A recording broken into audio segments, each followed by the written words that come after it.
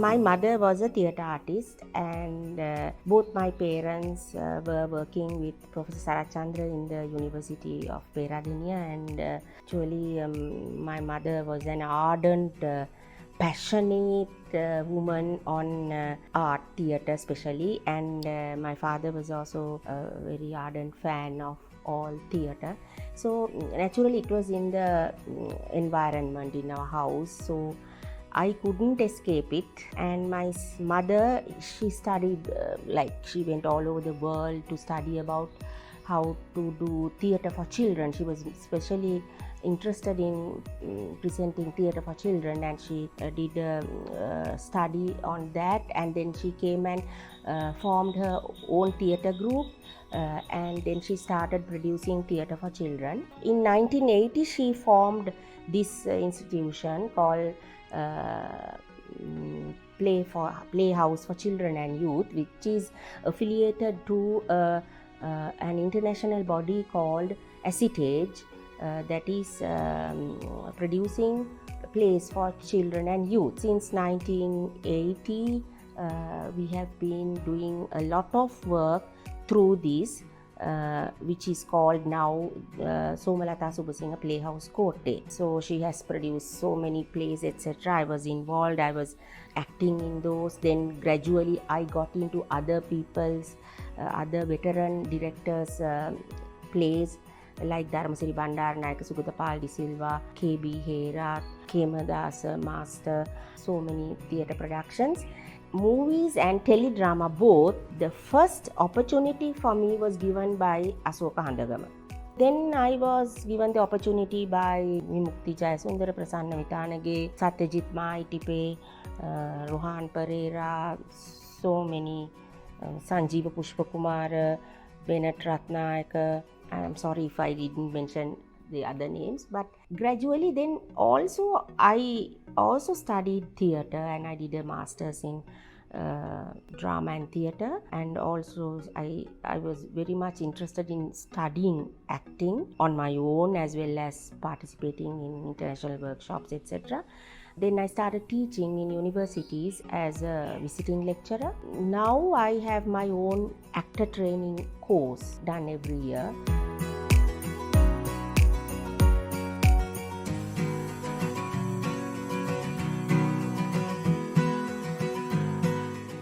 Why I was interested in Renaissance is that the fact that I think the whole world is now in a mess, and we all have to think back, and we see all sorts of climatic changes, unexpected, never heard of in our country, and so all these and all the economic issues and everything that is happening in Sri Lanka, especially child abuse and all this, I think it's because we have not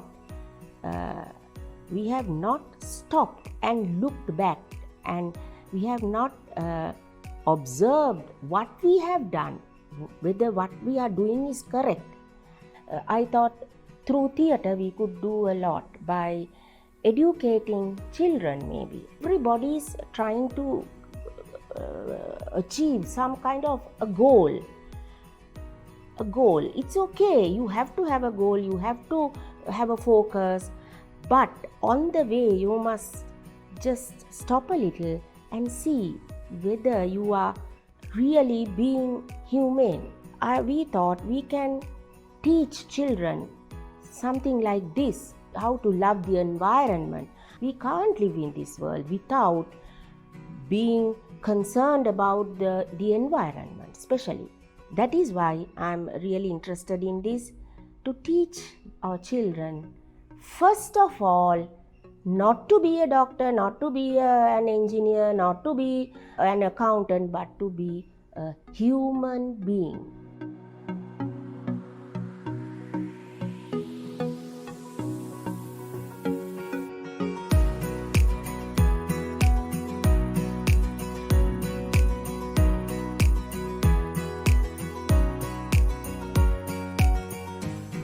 We have had a good commercial cinema some time back, I think before the 80s, even during the 80s. But what has happened is, I think now, cinema is an industry. It is an industry. It's a money-making industry. You see the Bollywood and the Hollywood and Korea, Japan, China. All these people are doing this. We are only thinking of, this is why my opinion, thinking of making the movie, but there's no infrastructure after that to how to maintain this. I mean, you have to spend so much on making a movie, but then how are we going to earn it back? How is the producer going to at least get the money that he has spent on? It's not like giving sometimes the actors are given an insurance or some, welfare money or something like that. It has to have a proper plan. So then now see, we have producers, we have the theatre people, then we have a person called distributor. Now distributor gets 10% from the movie, but they don't print the film copies. They don't do any advertising. All that has to be done by the producer and the director and the theatre people. So, but they just sit and get the 10% for what? There has to be some rules and regulations. Okay, this is what the distributor should do. This is what the director should do. Nothing is put down on paper. Then there's a backlog of movies, not because of the pandemic, even before.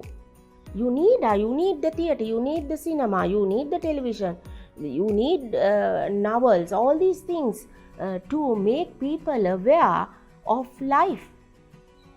So-called developed countries are very much interested in art, because that is what brings people to think. So we too need a small system to help the cinema industry to go forward, even the theatre. So there are a lot of creative people who are interested in studying cinema, and lots of people are interested in being actors, directors, cameramen, and so, they are studying it. But I don't know whether they could be absorbed or they could be successful in a place where there's no system.